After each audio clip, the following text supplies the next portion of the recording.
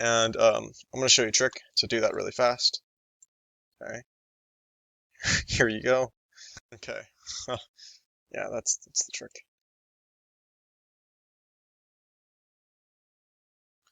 Okay, so we got a pain in the ass differential equation to solve with a pain in the ass type of oh my god, yeah, let's just start this shit.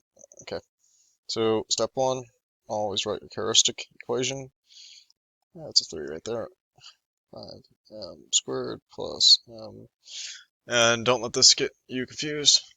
That's the 0th derivative, and if you had to write that's a polynomial, that would be the 0th degree polynomial, which would be 1. There you go. So that's what it is. Okay, so we need to think about a way to write this in some sort of factorable way where we can find these roots. We got an m minus 1 here, so that's kind of like a hint. Like we need to somehow kind of like pull this out, like something like that along that line. So what I usually do is I just experiment, get frustrated, and then search in Wolfram Alpha, which looks like what we should do, but we're not going to do that. Okay, so if we have a 3m cubed here, if I had to strategize a way to kind of make everything factorable, why don't I try to copy this term real quick. Let me not make it. Actually, yeah, keep it as 3m3. Now let's write this as 3m squared plus 2m squared plus m minus 1. And then let that equal 0. Okay, so you can see that has a 3m and that has a 3m. They both have a 3m squared in them, so why don't we write that as 3m squared m plus 1 plus 2m squared plus m minus 1. Okay, before I let that equal 0, let's try to think about something else. Okay, m plus 1, oh, look at that. 2m squared plus m minus 1. I would argue that there's maybe an m plus 1 term in here. The only reason I'm going to argue that is because I've done multiple problems like this. And, you know, they don't want to make it impossible for you to solve. So generally, like, when you go down these routes, there should be a light bulb that clicks because these problems all come from a textbook and they all want you, they want to be solved. Right? They're not going to give you something impossible, even though it may feel like it. Okay, so that's 3m squared plus m times m plus 1. And I'm just going to say m plus 1 over here. Okay, so m plus 1, I want to create, like I'm saying there's m plus 1 in this. How can I make that true? Well, maybe if there's a 2m minus 1. Now, this is all just like a guess right now, but what I do is I check my guesses. So it's like science, right? You hypothesize. That would create a 2m squared plus 2m m minus m plus, oh my god, I'm like totally derping here. Plus, no, not plus, minus 1. Okay. Is that what we have? Oh, look at that. That is exactly what we have, and that is 2m squared plus m minus 1. Okay, like I said, just a little bit of practice. No, not a little bit, a lot of practice, and eventually you'll realize that these textbooks kind of have some sort of trick that they want you to see. So 3m squared. So, okay, if there's m plus 1 here and there's m plus 1 here, before I write the m squared, let me factor both that out and write it. Because they both, this and this both share m plus 1, so we can factor it, right? So this becomes 3m squared right here, plus 2m minus 1. Okay, thank God. Almost done. And great. There we go. I'm going to move my face over here now. So this is where we want to be, okay? And what we can say is that if we divided by m plus 1, or if we divided by this term, 3m squared plus 2m minus 1, we can recreate it into this. Let me just write it. could rewrite this as 3m squared plus 2m minus 1 equals 0. That's a really nice thing about the 0 on the other side. It leads to these two situations here. And if it leads to those two situations, now we can solve for our roots. Okay, let me just shrink a little bit of something up here.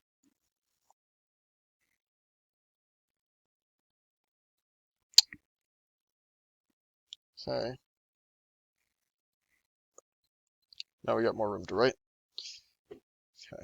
Oh, damn it. What did that delete? Okay. So 3m squared plus 2m minus 1. Hopefully as I was doing that, you could see that we should just use the quadratic formula because I don't want to do no fancy math for this. Which is m. I'm gonna write the formula out for you guys. Quadratic formula. I'm not looking at anything. I remembered it. Because it's important to remember this, because you'll see it very frequently for differential equations, because it's like you always need to find roots. Okay, so b is 2, negative 2 plus or minus 4ac. Okay, so what's ac? 3 times negative 1. So that's negative 3 times negative 4, which is 12. So plus 12. And b squared is 2 squared, which is 4. And divided by 2a, a is 3. Okay, 6. You could tell that, obviously, these problems are supposed to look a certain way at the end of it all, because, 4 plus 12 is 16. Isn't that just like such a lucky thing? 16, square root 16 is 4. All this. That's we almost found all of our roots. Or at least we almost found 2 of our roots. Well, this is the same thing as negative 1/3, plus or minus 2/3. So I like to do this. I like to say m is equal to, and we'll write a plus sign here, write a negative sign there. So that would be negative 1/3 plus 2/3, which is 1/3, and negative 1/3 minus 2/3, which is negative 1. Okay, so that's 2 of our roots. We have a little bit more to do. Or how many more? Oh, we got one more root. One more root right here, right? And by the way, we should know that we should definitely only have 3 roots because we have a differential equation of order 3, which produces a polynomial of degree 3. So we should have 3 roots. Okay, and this is my favorite one right here. M is equal to negative 1. Okay, so we got that. Now, if you notice, we have m is equal to negative 1 here, m is equal to negative 1 here, and that's an important observation to make.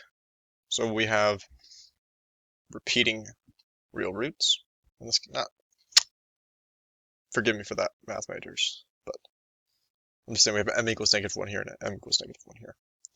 Now I'm going to write the general form for these types of roots and what the solution that they produce. So it's c e to the mx. That's the general form. I think that's like the formula, whatever you want to call it. Okay.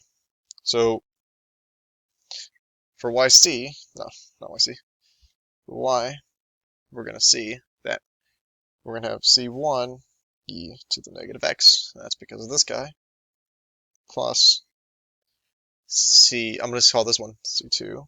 I'm not going to call that c2. I'm going to say for c2 we have e to the negative x. Okay, and right here we need to make the observation. That's why I kept saying it. We have to show that we have to show that we see that there's 2 of these terms the same, right? So thus this has to be times x here. Okay, next one, we see that we got this over here, so c3 is equal to not negative, e to the positive x over 3. Okay, so this is we're almost there. I'm going to circle this in blue because we're almost there. And it's like a achievement. Okay. Okay, so now we got to use these initial conditions to find C1, C2, and C3. So let's just start with this initial. Oh no.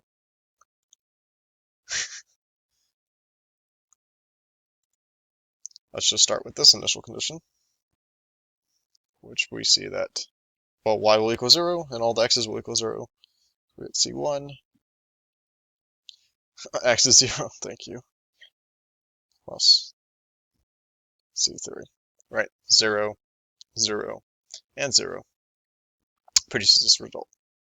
We could say C1 plus C3 is equal to 0. Okay, that's kind of helpful, but we need a little bit more information to find that. Why don't we take y prime, so then we could use this initial condition for y prime.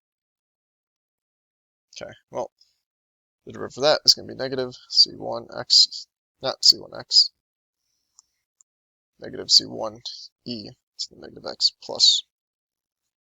Okay, I'm going to take, this is product rule here, so I'm going to differentiate the x first, so it'll just be C2